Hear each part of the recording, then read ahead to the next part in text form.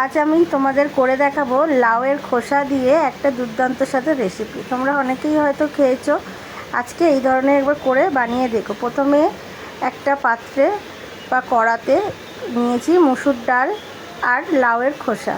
লাউয়ের খোসাগুলো একটু মোটা মোটা করে কেটে নিয়েছি। এটাকে এবার মুসুরের ডাল আর লাউয়ের খোসাটাকে দিয়ে জল, নুন, স্বাদ মতো নুন আর সর্ষের তেল দিয়ে আমি এটাকে সেদ্ধ করতে বসাবো। যতক্ষণ না সেদ্ধ হচ্ছে ততক্ষণ এটাকে ঢাকা চাপা দিয়ে রেখে দেবো।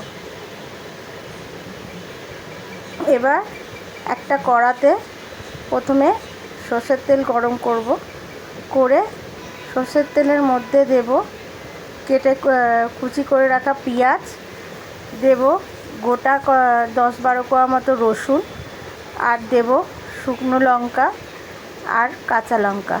তোমরা ঝালটা তোমাদের স্বাদ মতো দিও।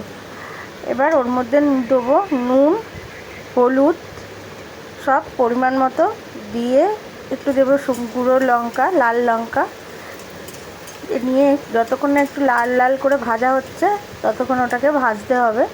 ভাজার পর এবার আমি দেব চিংড়ি মাছগুলো ভালো করে খোসা ছাড়িয়ে ধুয়ে পরিষ্কার করা ছিল, ওটার মধ্যে দিয়ে চিংড়ি মাছটাও ভাজা করে রাখবো। ভাজা করে ওটাকে দিয়ে ভালো করে ভাজবো। ভাজা হওয়ার পর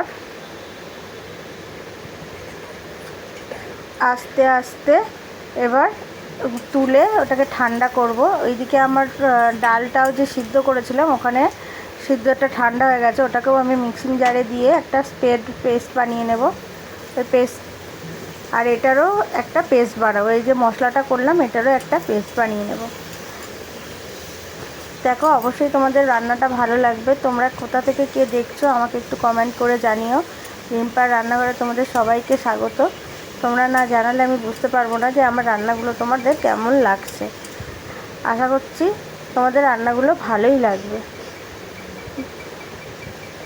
এবার আমি একে একে মশলাগুলো সব মিশিয়ে দিয়েছি, তোমরা দেখতেই পাচ্ছ। ভালো করে ভাজা হয়ে গেলে এবার এই যে ভিজিয়ে রাখা ডাল আর লাউয়ের খোসাটা আমি মিক্সিং জারে দিয়ে ভালো করে একটা মিহি পেস্ট বানিয়ে নেব। আর এইদিকে আমার ততক্ষণে মশলাটা কষানো হয়ে গেছে। এটাকে এবার একটা পাত্রে ঢেলে আমি ঠান্ডা করতে দেব।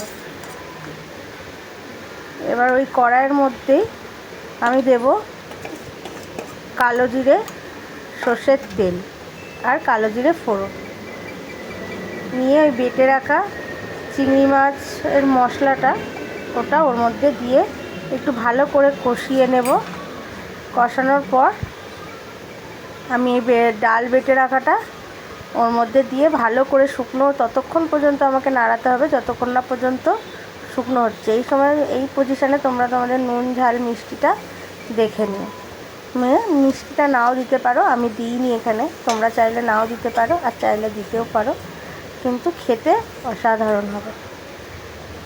দেখো, ততক্ষণ পর্যন্ত নাড়াতে হবে যতক্ষণ না এটা পুরো শুকিয়ে একটা দইয়ের মতো হয়ে যাচ্ছে।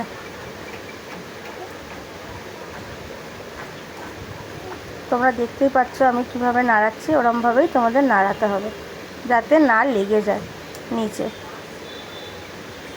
ভালো করে এরকম চারিদিকে ছড়িয়ে দিতে হবে। দেখো, এরকম শুকনো হয়ে